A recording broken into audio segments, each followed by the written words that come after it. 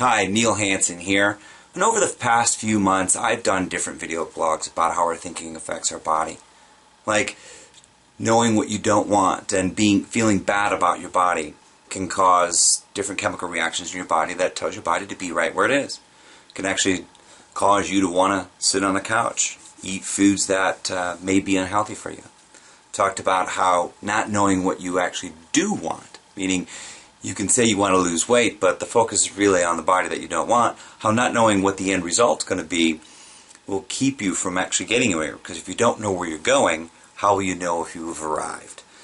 And in a very recent post, I talked about how important it is to understand what the payoff is.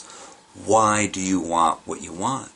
And if you can ask yourself and get to a deep level, ask yourself that question to get to a deep core value and connect that to a deep emotional payoff, you will be much more inclined to following through with that because you've connected an outward goal with the most inward core value, something that's really important throughout your whole entire life. So that's a great start. But sometimes that's not enough in order to change the way our brain's wired. Since you've been focused more than likely on the body that you have and the body that you don't like for a really long time, even when you make peace with that, it's easy for you to continue to look at those things rather than look for the change you want to see. So what I recommend is spending a little time each day thinking about what it is that you want, why you want it, really getting into the emotional state of it, observing yourself both from the third person and the first person. So what I have my clients do, and this I always encourage them to do for 30 days, and I'll tell you why in just a second.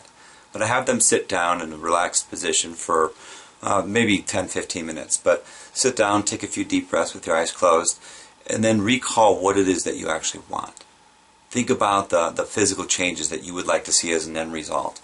And then think about why you want it. What is that going to provide for you in your life that you don't have now? And continue asking that question until you get to that really inspired core value answer. When you feel those emotions, then I want you to think of other areas in your life where you feel that same emotion, to try to draw up even more powerful emotion. And then from that vantage point, I want you to observe yourself. You can observe yourself from the third person, meaning observe looking at yourself from the outside. See what you look like. See how you carry yourself. What are the words that you're thinking? How do you stand? What's your breathing like? What is that person thinking? What's being said to that person? Really observe what success looks like. Then slowly step into that body and feel what that body feels like.